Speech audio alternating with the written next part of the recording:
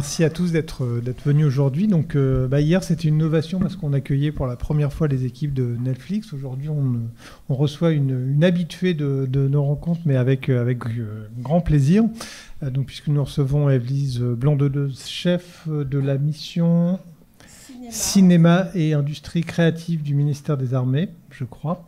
Voilà, donc on est très content de la recevoir parce que c'est toujours une rencontre très enrichissante, et puis je vais pas garder la parole beaucoup plus longtemps pour te la céder, pour que tu puisses effectivement après répondre à toutes les questions que vous pouvez avoir, et Èvelise répond toujours avec grande franchise et grande honnêteté, et voilà, pour faire aussi un panel en tout cas de tous les services qui sont offerts par le ministère des Armées auprès des scénaristes, des réalisateurs et même des producteurs. Voilà. Eh bien, merci beaucoup. Merci à vous d'être là. Je vois qu'il y a moins de monde que hier pour Netflix. Je me demande vraiment pourquoi. Mais enfin, écoutez, en tout cas, ce n'est pas grave. Moi, je vais vous expliquer en quoi on peut vous aider, que vous soyez scénariste, réalisateur, documentariste ou producteur. Le ministère des Armées est très souvent surnommé la Grande Muette. Il n'y a rien de plus faux que cela. Nous sommes au contraire sans doute un des ministères les plus ouverts, et sans doute le ministère peut-être le plus ouvert au cinéma et à tout ce qui est industrie créative. Je vais donc me présenter comme l'a très gentiment fait Guillaume. Moi, ça fait maintenant 5 ans que je travaille au ministère des Armées. Je ne suis absolument pas militaire, ni dans le style, ni dans l'âme. J'ai découvert ce milieu-là et ce milieu militaire. J'ai fait ma carrière, en revanche, au tout début dans le jeu vidéo. Ensuite, je travaillais pour Canal, pour Lagardère, pour la chaîne parlementaire. Enfin bref, j'ai fait toute ma carrière dans l'industrie audiovisuelle. Et j'ai découvert le ministère des Armées avec à la fois beaucoup de surprises et beaucoup de passion. C'est un ministère qui gagne vraiment à être connu. Et justement, la mission cinéma a été créée en 2016 pour cela, pour le faire connaître. Si je fais un rapide historique, en 2007 avait été créée à l'époque une mission ou quelque chose pour accueillir les tournages, donc uniquement les tournages, à la demande du gouvernement qui avait demandé à l'ensemble de ces ministères d'accueillir des tournages simplement à des fins commerciales, des fins pour des prestations locatives, ramener un petit peu d'argent dans les caisses de l'État. Après 2007, le ministère des Armées avait travaillé déjà avec quelques réalisateurs, avec quelques producteurs. Alors je pourrais citer Le Chevalier du Ciel, je pourrais citer Le Piège afghan de Pauline Rocafoul, je pourrais citer des films comme ça. Mais la vraie première, je dirais, collaboration très étroite et qui a duré très longtemps du ministère avec l'industrie audiovisuelle, ça a été le Bureau des légendes. Alors, c'est pas un film, c'est pas du cinéma, c'est de la série, mais enfin, en tout cas, c'est de l'audiovisuel, c'est de l'image. Et pour la première fois, un des services pourtant les plus fermés et les plus secrets du ministère des Armées, puisqu'il s'agit de la DGSE, a accepté d'ouvrir ses portes à Éric Rochant et à lui faire découvrir l'envers du décor. Alors, il faut dire qu'Éric le connaissait un peu, il est quand même spécialiste du sujet, mais voilà. Et il y a eu une saison 1, 2, 3, enfin, etc., jusqu'à la saison 5, ça a très très bien fonctionné. Et le ministre de l'époque s'est dit... on devrait généraliser cela, en tout cas ouvrir nos portes beaucoup plus largement et inciter les auteurs, les talents, les producteurs, les réalisateurs à venir nous voir et à créer peut-être des programmes sur nos sujets. Partant d'un constat très simple, c'est que ce n'est pas connu du tout, mais on fait chaque mois des sondages. Et chaque sondage montre qu'entre 82 et 85% des Français tous les mois déclarent avoir une bonne, voire très bonne image des armées. C'est très bien. Alors ils en ont une très bonne image, mais ils n'ont aucune idée de ce qui se passe à l'intérieur. Quand ils ont des idées, c'est dans le meilleur des cas ce qu'ils ont vécu il y a 25 ans pour ceux qui sont les plus âgés, qui ont fait leur service militaire. Entre-temps, ça a de toute façon bien changé. Et de toute façon, le souvenir qu'ils en ont est magnifié, soit parce que c'était leur jeunesse, soit parce qu'ils en ont gardé un souvenir absolument atroce en train de faire des ronds dans une cour, peu importe, mais ça ne correspond à rien à la réalité. Donc un constat, les Français aiment leurs armées, mais par contre ne la connaissent pas. Or, il y a des pays qui travaillent depuis très très longtemps main dans la main avec le cinéma. Je pourrais bien évidemment citer les États-Unis, voilà, qui depuis très longtemps, et notamment depuis 1942, travaillent main dans la main avec Hollywood. Je pourrais aussi citer Israël, mais je pourrais aussi citer la Corée et bien d'autres. Et en France, on essaie de faire ce que Hollywood fait avec le US Army, en tout cas à notre modeste mesure, mais vous facilitez la tâche. Donc, comment on travaille? Alors, n'hésitez pas, si je vous parle chinois ou si vous m'interrompez, vous levez le doigt et puis vous me posez des questions, je suis là pour y répondre. Donc, comment travaille-t-on? On travaille de deux façons. d'une façon soit proactive, soit d'une façon réactive. D'une façon proactive, puisque on a constaté que les gens ne connaissaient pas les armées, notre mode de fonctionnement, le rôle, les missions, etc. On a décidé d'ouvrir les portes. On les a d'autant plus ouvertes, ces portes-là, que je vous ai parlé en 2016 de la création de la mission cinéma par le ministre de l'époque, Jean-Yves Le Drian. 2017, l'autre ministre qui a suivi, Florence Parly, a signé un accord avec la Guilde des scénaristes dans lequel elle disait à ces derniers, aux scénaristes de fiction, « Mesdames et messieurs, votre seule limite sera votre imagination ». C'est bien, c'est toujours un peu plus compliqué quand même dans la vraie vie, mais en tout cas, parce qu'il y a des problématiques de secret défense ou autre, mais en tout cas, c'est quelque chose qui est vraiment, c'est une volonté forte du ministère de travailler de concert, main dans la main avec vous.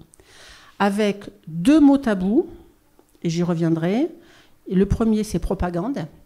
Nous ne sommes pas là du tout pour faire de la propagande. Le deuxième, c'est censure. Nous ne sommes pas là du tout pour faire de la censure. Alors, propagande, contrairement aux États-Unis, je vais peut-être vous décevoir, mais nous ne finançons rien. Les États-Unis et l'US Army financent des films. Nous, non. Justement, parce que si on en finançait, on serait donneur d'ordre.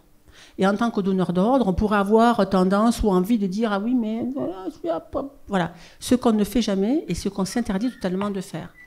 En revanche, donc, on ne finance pas, mais on essaie d'aider. Alors, comment aide-t-on ?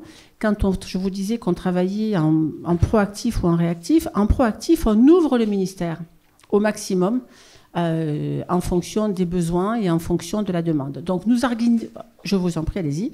Nous organisons régulièrement ce que nous appelons dans notre jargon des opérations découvertes.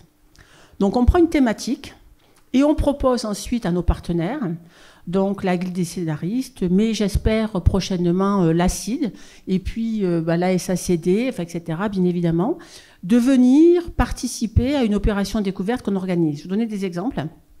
La prochaine opération découverte que l'on fait, c'est le 6 juin prochain. C'est sur le ComCyber. Expliquer qu'est-ce que c'est le cyber, quels sont les enjeux du cyber aujourd'hui en matière d'enjeux politiques et d'enjeux de guerre. Et c'est un enjeu extrêmement important.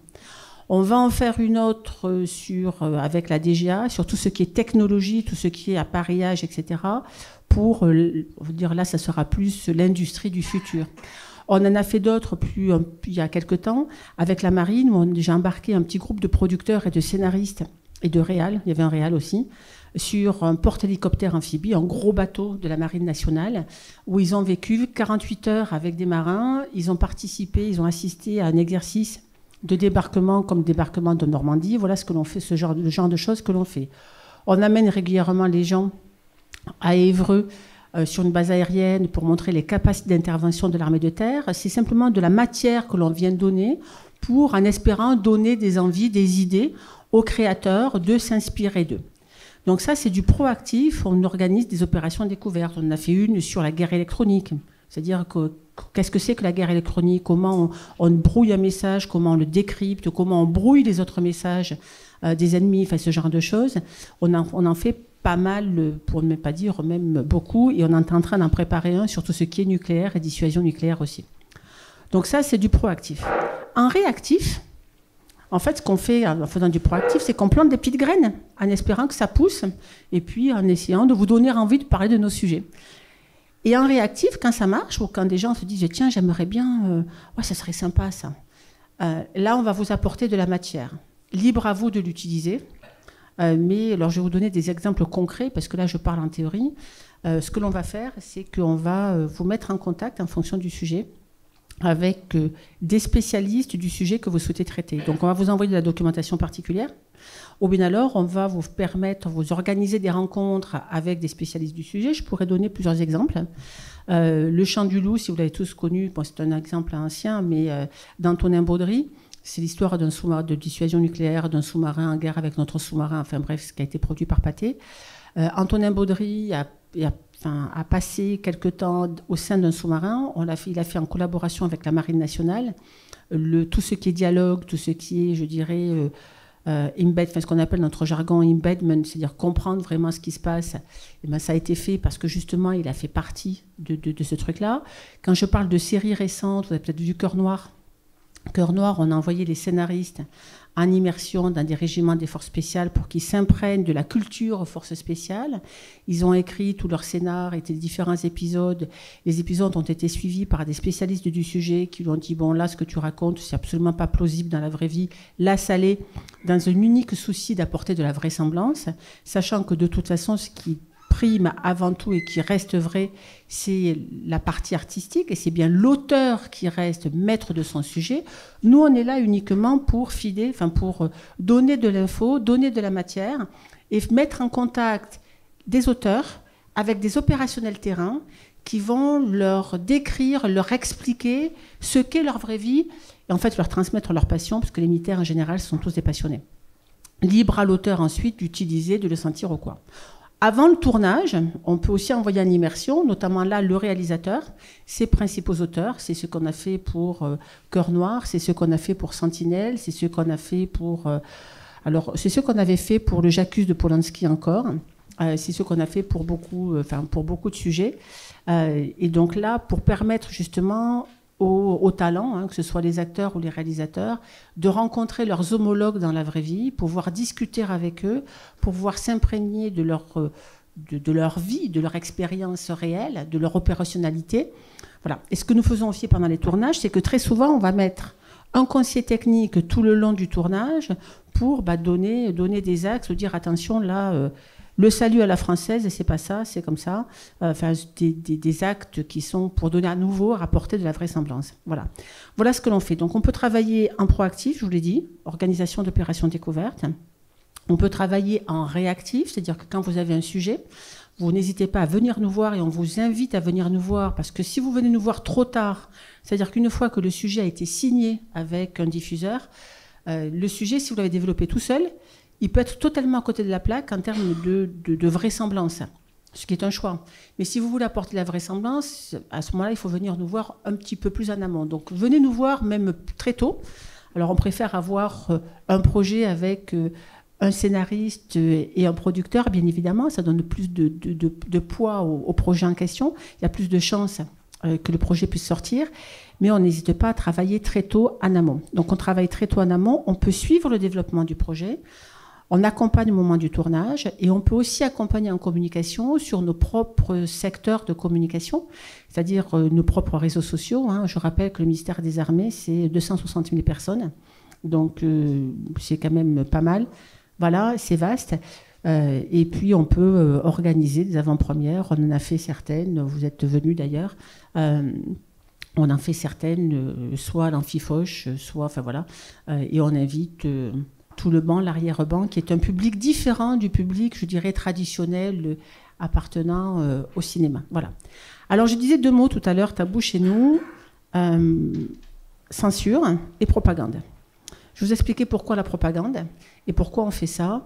Nous, ce qu'on cherche à faire quand on apporte un soutien comme ça, un accompagnement, c'est faire connaître nos missions. On ne cherche pas du tout à angéliser, parce que de toute façon, l'angélisme, ça ne paie pas, et ce n'est absolument pas crédible. Donc on cherche au contraire à ce que dans un film apparaissent les vraies valeurs et les vraies difficultés aussi du métier de soldat et des enjeux politiques, géostratégiques qui se posent à la France aujourd'hui. Et pour que ça marche, eh bien ça signifie qu'il faut, je vais pas traduire le métier, mais il faut que les spectateurs puissent s'identifier aux héros, singulier ou pluriel, auquel il va arriver plein d'aventures avec ses forces et ses faiblesses. Voilà.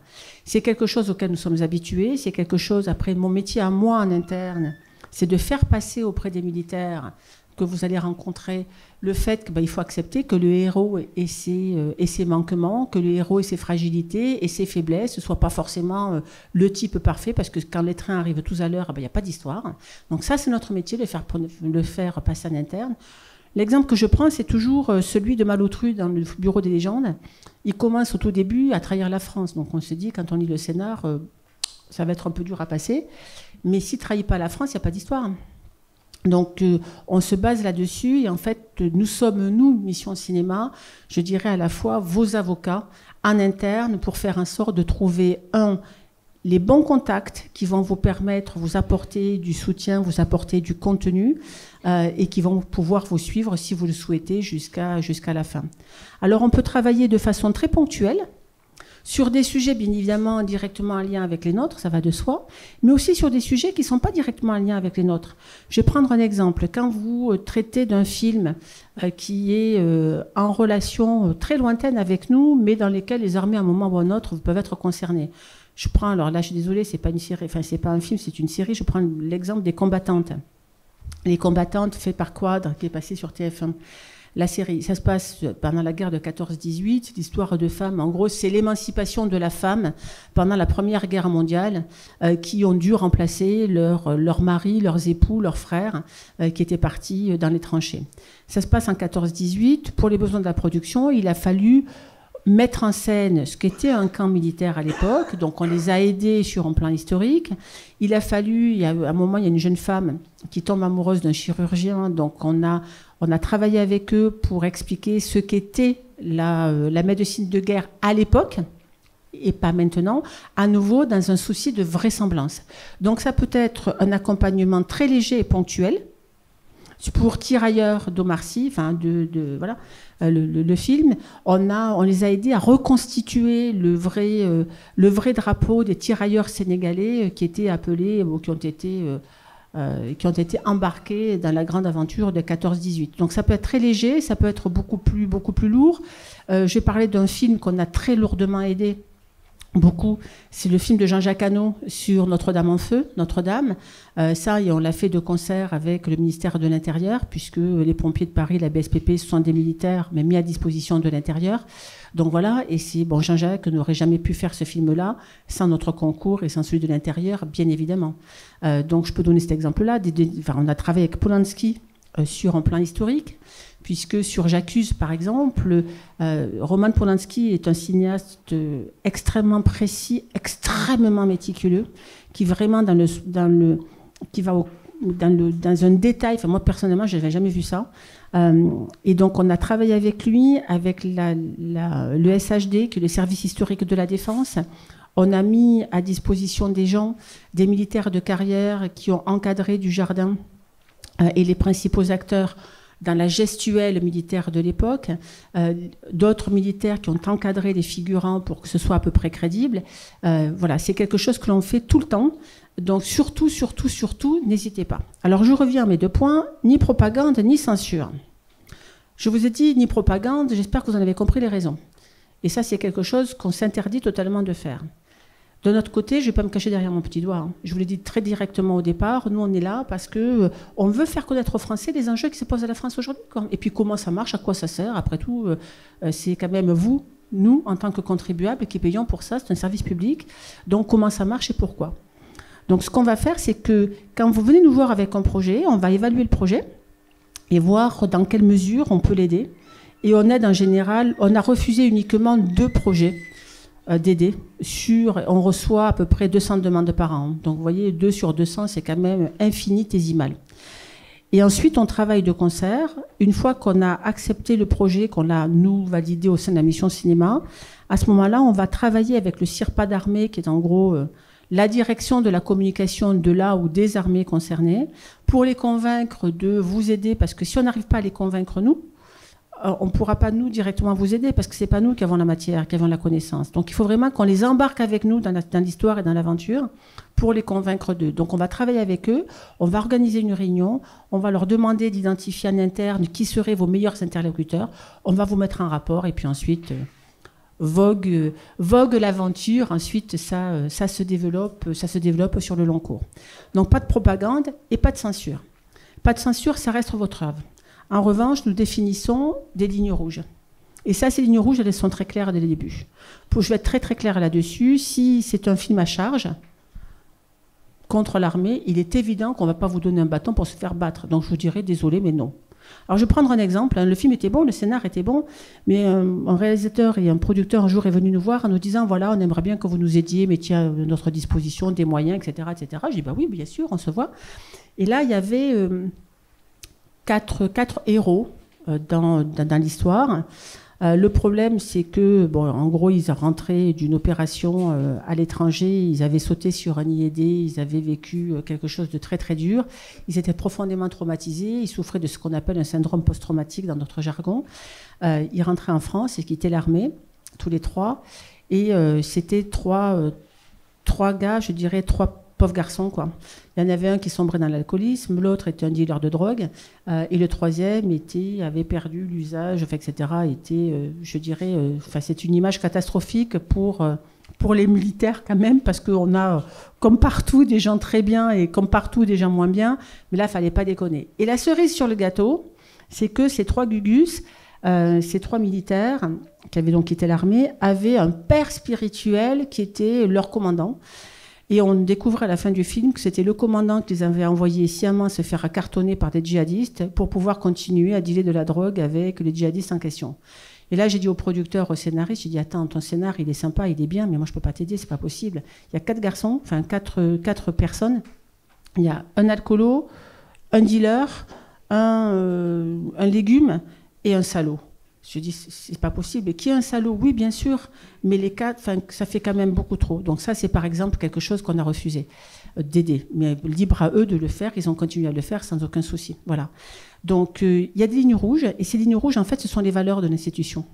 C'est-à-dire que on accepte parfaitement que des héros, dans le film, dans la fiction, il se passe des choses qui sont négatives, qui ne marchent pas, etc., bien évidemment. Parce que sinon il n'y a pas d'histoire, ce que je disais tout à l'heure. Hein. Libre à nous ensuite, notre travail c'est convaincre et puis faire en sorte que ça fonctionne bien et vous apporter de la vraisemblance. En revanche, il y a des valeurs fortes qui sont liées aux valeurs même de l'institution. Là, si quelqu'un peut être déviant, l'institution, elle, si la personne, dans sa déviance, quelle qu'elle soit, se fait coincer, il faut qu'il y ait une réaction de l'institution. On ne peut pas laisser croire que l'institution laisserait passer ça. Voilà. En gros, ce sont ces valeurs-là sur lesquelles on travaille. Et bien souvent, quand il y a des choses qui accrochent un peu, qui titillent, on arrive toujours à trouver... on explique pourquoi, hein, et on arrive à ce moment-là toujours à trouver des solutions et qui m'apportent en général, au contraire, un plus à l'aventure, en tout cas à la fiction, à l'écriture de la série ou du film, de la fiction, parce que justement, ça apporte de la vraisemblance. Est-ce que j'ai oublié quelque chose?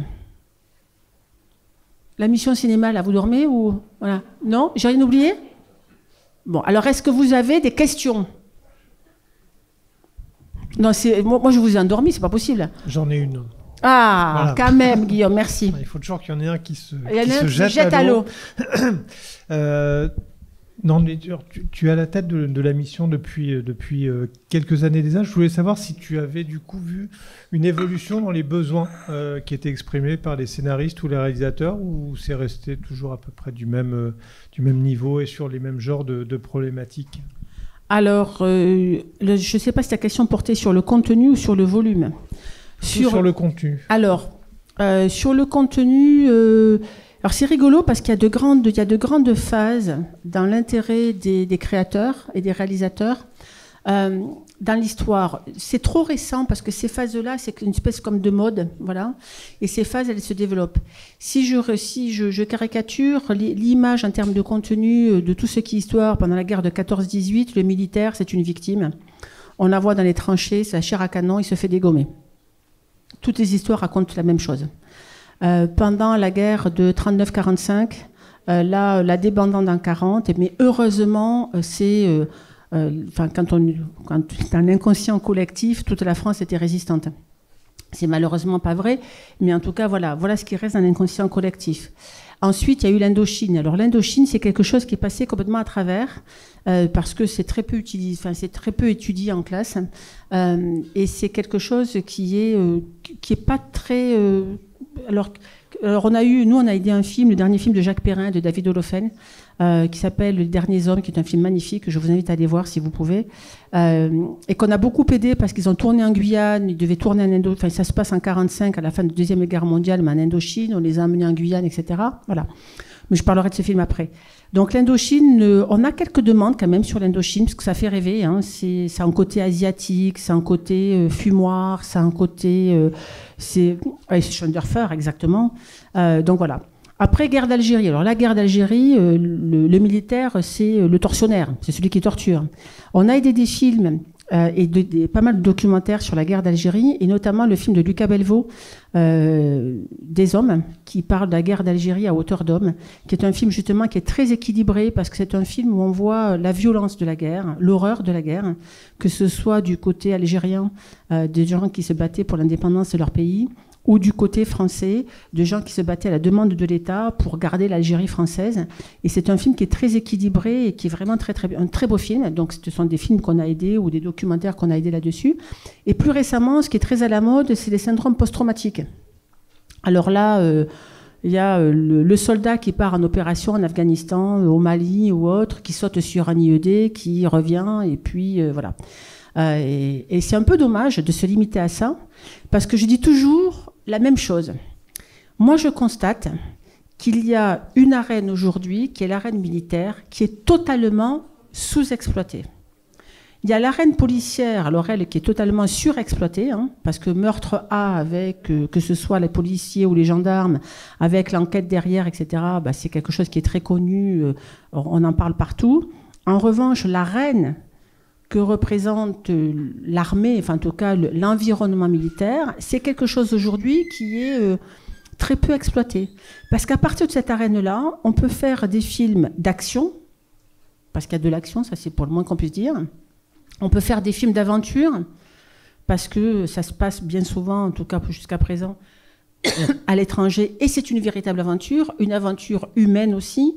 On peut faire des films très intimistes, parce que dans l'armée, quand votre vie dépend de celui d'à côté et quand la vie de celui d'à côté dépend de votre vie, on parle là de fraternité d'armes et c'est quelque chose d'extrêmement fort et d'extrêmement de vrai. Donc on peut faire des films qui sont très intimistes comme ça. Et quand quelqu'un part 4 mois en opération sans pouvoir dire où il va, dans certains cas, ou en disant où il va, mais loin de lui du jour au lendemain, quelles sont les conséquences sur sa vie de famille. Enfin, il y a des choses très belles et très peu connues qu'on peut raconter. On peut faire des films et des fictions, je dirais, dans un domaine géostratégique et géopolitique, parce que bon, l'armée, c'est l'histoire de France, hein. Là, on peut faire des choses actuelles, on peut faire des choses passées, on peut faire des choses dans le futur, voilà. Et moi, je vous invite vraiment à vous intéresser à cela parce que aujourd'hui, je donne 2 exemples. Hein. Le Com Cyber, il y a des choses fabuleuses à raconter parce que alors c'est difficile à mettre en image. Là, c'est une autre paire de manches. Mais en revanche, il y a de vraies histoires à raconter. Et quelque chose qui est fabuleux, qui n'est absolument pas connu, c'est tout ce qui est commandement de l'espace. Qu'est-ce qui passe en haut? Eh bien, c'est un Far West. Voilà. Alors, il n'y a pas de diligence, il n'y a pas de chevaux, mais par contre, c'est la guerre. C'est la guerre spatiale. Et ça, c'est quelque chose qui n'est pas connu. On va organiser, enfin, on est en train de préparer justement une opération découverte sur l'espace. Voilà. Donc, moi, je vous invite vraiment à vous intéresser à ces nouveaux sujets, parce qu'il y a plein de sujets totalement inexploités aujourd'hui, et nous, on est prêts à vous mettre en contact avec les gens qui les maîtrisent pour que vous puissiez ensuite vous en inspirer si ça vous intéresse ou pas. Est-ce que j'ai répondu à ta question? C'est très bien. Puis en plus, on va repartir d'ici du coup avec des idées de scénarios à construire. Donc, voilà. Ah, mais moi, tu mets une pièce dans la machine, tu t'en as 10, hein, des idées. Juste une deuxième question, je pense que j'ai la réponse, mais je la pose quand même. On parle de cinéma, on parle de long métrage. Est-ce que si j'ai un projet d'un court-métrage ou même peut-être d'une vidéo qui pourra tourner sur YouTube, est-ce que je peux aussi venir? Tout à fait, c'est quelque chose que nous faisons. Là, on est en train de travailler sur un projet pour un YouTuber, qui est un projet extrêmement marrant, vraiment très très sympa, et on travaille avec lui. On a fait des courts-métrages aussi, on fait bien sûr de la fiction, un long-métrage, que ce soit pour des grands réalisateurs avec des films à gros budget ou pour des films beaucoup plus modestes à plus petit budget, on est vraiment ouvert à tout. Alors il y a quelque chose que je n'ai pas précisé, justement, quand on parle de budget, c'est sur un plan financier, ça peut intéresser quand même, en tout cas les producteurs qui sont présents dans la salle ou les réalisateurs. Tout ce qui est conseil éditorial, c'est quelque chose que nous faisons totalement à titre gracieux. Donc c'est-à-dire que vous venez nous voir, on va vous envoyer en immersion si nécessaire, on va vous envoyer de la documentation, on vous fera passer des notes blanches, enfin on va vous abreuver d'infos, voilà, on va vous mettre en contact des spécialistes du sujet, et ça on le fait toujours à titre gracieux. Ensuite, quand il s'agit d'un tournage, ça dépend, et de l'accompagnement. Soit c'est un accompagnement qui peut être ponctuel, ou au moment du tournage, c'est ponctuel. Et là, à nouveau, ça sera fait à titre gracieux, c'est-à-dire qu'on va demander à des militaires d'active de se mettre à disposition pour venir vous aider et pour venir faire en sorte que ça se passe bien, que ce soit à peu près vraisemblable. Voilà. Si en revanche, c'est quelque chose sur le long cours, et si ça, c'est du travail de longue haleine avec pas mal d'investissement de temps, là, on vous aidera à trouver, je dirais, un conseiller technique, mais que l'on vous conseille, avec lequel on vous mettra un rapport. Mais là, ça sera à la charge de la production parce que les gens chez nous qui vous parlent de leur métier, qui vous donnent de l'info, ils le font toujours en dehors et en plus de leur job. Voilà. Donc, ils ne peuvent pas avoir deux jobs en même temps, quoi. Donc, ça, c'est la seule limite. Et quant au tournage, là, c'est à titre onéreux. Donc, on a une grille... Voilà, alors c'est ce que je disais hier au CNC. Dans l'armée française, on ne connaît pas l'inflation puisque les prix n'ont pas bougé depuis 2010. Donc ce sont des prix qui sont honnêtement très calculés au plus juste et tout à fait accessibles et qui vont dépendre à la fois si c'est un film de cinéma, si c'est machin, un court-métrage, un long-métrage, si c'est à Paris, en province, quel type de décor vous avez besoin, etc., etc. Donc ça, c'est toujours à titre onéreux. On signe à ce moment-là une convention. Dernier point, très souvent on nous demande est-ce que vous pouvez nous mettre à dispo des tentes, des uniformes, des chars, des hélicos, des machins, des trucs, etc., etc. Voilà. Nous n'avons pas la possibilité et nous avons l'interdiction formelle de faire concurrence au secteur privé. Donc tout ce qui est mis à disposition de tentes ou tout ce qui est mis à disposition d'uniformes ou autre, Maratier le fait très bien, par exemple. Donc là, on ne peut pas le faire. En revanche, il est évident que si pour le besoin d'un tournage, vous avez besoin d'un Rafale, vous avez besoin d'un char, vous avez besoin d'un hélico de l'armée, vous avez besoin de quoi que ce soit, c'est ni chez Maratier, ni sur Amazon que vous allez le trouver. Donc là, venez nous voir. C'est pas nous directement qui gérerons, puisque c'est en fait l'armée qui dispose du matériel qui va le gérer et qui va nous dire c'est dispo, oui, ça l'est ou ça ne l'est pas. Et on va faire en sorte que ça le soit, ou en tout cas, on va essayer de trouver des solutions. Plus tôt, vous viendrez nous voir en amont, mais ce sera. Je prends l'exemple du Chant du Loup. Et je prends deux exemples opposés. Le Chant du Loup, ils avaient besoin d'un sous-marin atomique. Il est évident, même quand on s'appelle Pathé, même quand le film disposait d'un gros budget, on ne peut pas mettre à dispo un sous-marin atomique. C'est pas possible, ça fait exploser complètement la donne et tout. Ce qu'on a fait, c'est qu'on s'est débrouillé pour faire en sorte que ça puisse correspondre à un exercice de la Marine nationale qui utilisait un sous-marin. Donc ça a permis de tourner des scènes à moindre frais. De la même façon, si vous avez besoin d'un Rafale ou si vous avez besoin d'un hélicoptère ou quoi que ce soit, prévenez-nous encore à nouveau, en amont. Si le Rafale est à poste, c'est-à-dire s'il ne bouge pas, s'il sert simplement de décor statique, voilà, c'est quelque chose qui sera, à condition que ce soit disponible, qui sera facile de faire. Si maintenant vous voulez le voir décoller, là ça va être une autre paire de manches. Parce que ça signifie un équipage, ça signifie du kérosène, ça signifie l'immobilisation du personnel, et là, ça fait exploser tout de suite le budget. Donc, il vaut mieux tourner une scène où on va faire, comme si, et puis ensuite prendre une autre scène où le Rafale va décoller, ou faire en sorte de le faire correspondre à un entraînement ou quoi que ce soit. On a travaillé avec Robin Campillo sur son film Les Terres Rouges, L'île Rouge, voilà. L'île Rouge. Il y avait un Nord Atlas, avec des sauts en parachute. Sur le Nord Atlas, on s'est débrouillé pour faire coïncider le tournage avec les sauts en parachute d'une démonstration qui avait lieu. Ils sont venus tourner sur la base, je crois que c'était à Istres ou sur en Provence, je me souviens plus. Enfin bref, voilà, on se débrouille toujours pour faire en sorte de... Il faut s'y prendre en amont. Là, récemment, pour une production d'un gros film, de 2 gros films que je ne mentionnerai pas, ils nous ont appelés du jour au lendemain en nous disant « Est-ce qu'on pourra avoir 40 militaires ?» Ben non, attendez. Les militaires, ils ne sont pas là pour faire du cinéma. Et deux, du jour au lendemain, ce n'est pas possible. Donc, plus tôt vous vous y prendrez, plus facile ce sera. Voilà. Et là, par contre, ça sera payant. Mais on essaie de faire que ce soit possible. Est-ce qu'on a des questions dans la salle? Oui. Merci pour votre présentation. Je voulais savoir, est-ce que vous avez des archives et est-ce qu'elles sont éventuellement accessibles, des archives au sein de... Alors, nous, on n'a pas d'archives au sein de la mission cinéma industrie créative. En revanche, il y a des archives au sein de l'ECPAD, qui est l'établissement de communication et de production audiovisuelle de la Défense, qui est en gros un peu l'INA je dirais, de la défense. Et là, vous avez, je ne sais combien d'archives, j'ai jamais les chiffres en tête, mais il y a des millions de photos, il y a plusieurs milliers d'heures de vidéos, et vous trouvez des archives, bien sûr, sur les armées françaises, mais pas uniquement. C'est-à-dire que vous allez trouver des archives sur la Russie, par exemple, parce qu'ils ont récupéré des fonds. Vous allez trouver des archives, et ils ont des archives de photos ou de vidéos qui sont extraordinaires. Deuxième source, c'est le service historique de la défense. Donc là, vous avez des archives, mais qui sont des archives beaucoup plus papier ou des archives graphiques, cartographiques. Je prends un autre exemple pour vous donner des points. On a aidé le film L'Abbé Pierre, parce que l'abbé Pierre, à un moment, a été caporal, rentré dans la résistance, il a été caporal dans l'armée. Donc on a sorti le dossier militaire de l'abbé Pierre pour la production, pour leur permettre l'intégrer en termes pareils, de documentation, etc. Donc c'est quelque chose qu'on fait régulièrement. Et des archives, vous avez un besoin d'archives où vous voulez vous renseigner sur une période. Nous avons, des historiens au service historique de la défense qui sont vraiment des spécialistes de la période. Ils se feront un plaisir de vous renseigner, de vous apporter de l'info sur cette période qu'ils maîtrisent par cœur. Je prends un exemple, il y a des projets de films, il y a un moment, il y a un sujet, c'est Cameron, par exemple, qui est une bataille où la bataille épique de la Légion, le symbole de la Légion qu'ils ont perdu, qui avait lieu au Mexique en 1863. Voilà.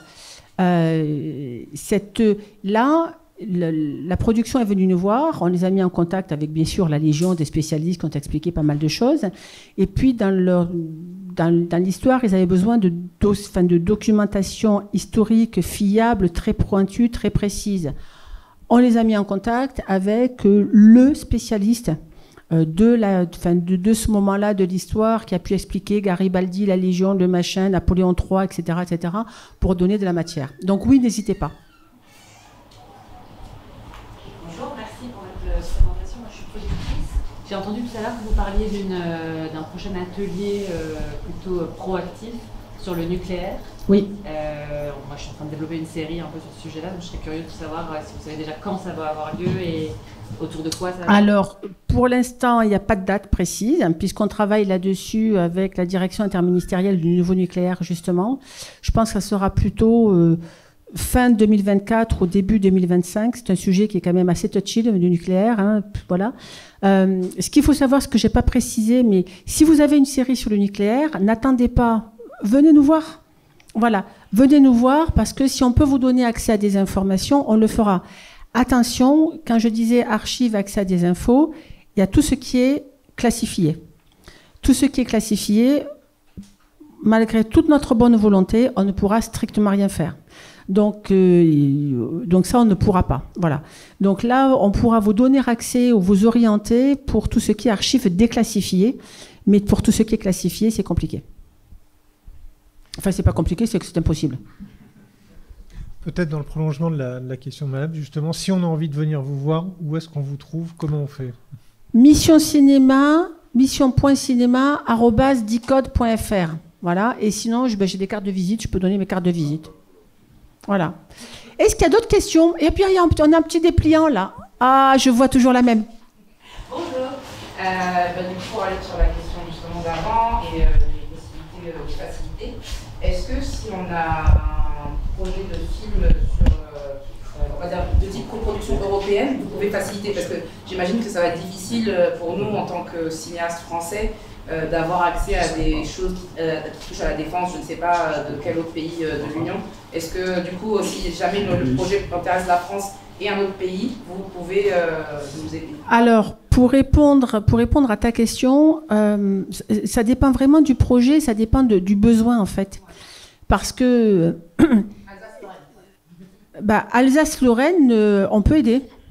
On peut aider. Maintenant, s'il y a besoin de données, par exemple, l'Alsace-Lorraine, s'il y a besoin de données sur l'Allemagne, on a d'ores et déjà, nous, de la documentation et de l'information et des archives. Alors, je ne sais pas quand est-ce que se passe le projet ni quoi que ce soit, historique, ouais, mais au sein même de l'ECPAD et du SHD. Donc, déjà, il y a pas mal d'infos qu'on peut trouver là. Après, on a des contacts avec d'autres armées. C'est plus compliqué parce qu'on est la seule armée en Europe à faire ça, en fait. Et dans le monde, il y en a très peu qui le font. Les États-Unis le font dans une dimension beaucoup plus importante que la nôtre. Et puis nous, mais on essaie de faciliter. La dimension européenne aujourd'hui, c'est une vraie dimension. On travaille sur. Là, il y a un projet de fiction sur le conflit russo-ukrainien, par exemple. On a envoyé le scénariste en immersion en Roumanie, puisqu'on n'est pas présent en Ukraine, mais en Roumanie, et on lui a donné pas mal d'infos sur la situation, les enjeux, ce qui se passait, comment, pourquoi, pour apporter de la vraisemblance et autres à son récit. Ce qu'on a fait régulièrement, je n'ai pas répondu à ta question tout à l'heure, mais je me donne des exemples, et je peux en parler parce qu'ils sont connus, ils ont été annoncés dans la presse. Il y a deux projets, un projet de série, un projet de film actuellement sur l'opération Apagan, qui est en fait l'évacuation de Kaboul au moment de la chute de Kaboul par les Américains. Voilà. Là, qu'est-ce qu'on a fait? On a mis en contact le scénariste et le producteur. On les a mis en contact avec notamment la personne chez nous qui faisait partie du CPA10, qui est les services, les opérations commando de l'armée de l'air, et c'est ceux qui sont intervenus à Kaboul, et on l'a mis en contact avec le gars qui dirigeait cette évacuation-là, côté armée de l'air et côté forces spéciales. Il est évident que pour le scénariste, c'est une mine d'informations. Enfin voilà quoi, c'est quelque chose, parce que le gars lui a répondu, puis le scénariste qui connaissait son truc, il a dit mais alors attendez là, mais comment ça se, mais là et puis là comment ça se passe, et puis voilà, mais qu'est-ce qui s'est passé, voilà. Donc ça c'est quelque chose où on est intervenu sur ce projet-là, et qui, il y avait la France, mais il n'y avait pas que la France, hein, il y avait les Américains beaucoup, il y avait d'autres pays, il y avait l'Italie, des Allemands, etc. Mais ce sont surtout les Français et les Américains qui ont évacué le tout. Voilà. Alors des projets, je vous ai dit, on en traite 200 par an. Ils sont tous différents, vraiment. Ils peuvent être historiques, ils peuvent être récents. On n'a pas de projet de science-fiction pour l'instant. L'appel est lancé. L'appel est lancé, pourquoi pas. On a un projet animation. Voilà. On a deux projets VR. Donc ça, c'est sympa. J'aimerais bien lancer un troisième parce que j'ai une idée. Donc voilà, mais un XR. Et voilà, en tout cas, nous, on est ouverts. On vous recevra toujours avec beaucoup de bienveillance, beaucoup de chaleur. On a du super café. Et puis, tout ce qu'on pourra faire pour vous aider, vraiment, on vous le fera. Et on est toujours extrêmement direct. C'est-à-dire que si vous venez nous voir avec un sujet hyper touchy ou un sujet hyper compliqué, on va vous dire, oh là là, bon, qu'est-ce qu'on pourrait faire, comment va-t-on s'y prendre, etc. Très bien. Si vous venez nous voir avec un truc, on vous dira, là, non, ça ne sera pas possible. Là, oui, bien sûr, au contraire, il faut y aller. Tiens, on pourrait vous mettre en contact avec un tel ou un tel. Voilà. Ce sont des choses qu'on fait tout le temps, c'est notre quotidien, et nous sommes une équipe, petite équipe, mais une équipe de passionnés. Voilà. Est-ce qu'on a encore une question? Oui. Oui. Parce que c'est plus facile de penser historique pour l'archivage, etc., et la confidentialité, mais typiquement sur des sujets qui sont plutôt d'actualité, ça va être plus complexe. Par exemple, je donne l'exemple du Niger. Si jamais on a besoin de faire un truc assez contemporain, et voilà, ça dépendra. Ah, mais alors, si tu veux faire un truc sur le Niger, tu as most and welcome. Hein. Tout ce qui est contemporain, et notamment tout ce qui est BSS, c'est-à-dire la bande sahélo-saharienne, qui sont de vrais enjeux qui se posent à la France, mais qui se posent, enfin, au-delà de la France à l'Europe, hein, parce que là, il s'agit d'une question de déstabilisation du continent africain par les Russes notamment, mais pas uniquement. Nous, on a plein d'infos, on a plein d'exemples, on a plein de trucs à donner qui ne sont pas classifiés secret défense. Donc non, au contraire. Il y a des choses, on a des spécialistes chez nous qui connaissent bien évidemment très très bien le terrain, qui vont pouvoir raconter, qui vont pouvoir dire, qui vont pouvoir donner surtout des exemples de ce qui peut se passer, qui vont venir aider, qui peuvent venir nourrir en fait une fiction qui se passerait dans ce contexte-là, ou sur les débords de ce qui se passe en Afrique aujourd'hui sur le continent européen. Parce que ce qui se passe en Afrique, c'est pas naturel, quoi. Ce n'est pas spontané, voilà. Eh bien, je crois qu'on se dirige vers la conclusion. En tout cas, moi, je retiens comme d'habitude une grande ouverture et une grande disponibilité, en tout cas, Evelyse et puis de l'ensemble de ses équipes. Donc n'hésitez pas à la contacter. Je pense que tu seras toujours disponible. Toujours disponible, comme les scouts, vous savez, toujours prêt, là, je sais pas, c'est 3 doigts, je crois. Voilà. Merci beaucoup pour votre écoute, merci pour votre patience et vraiment à votre dispo. Voilà.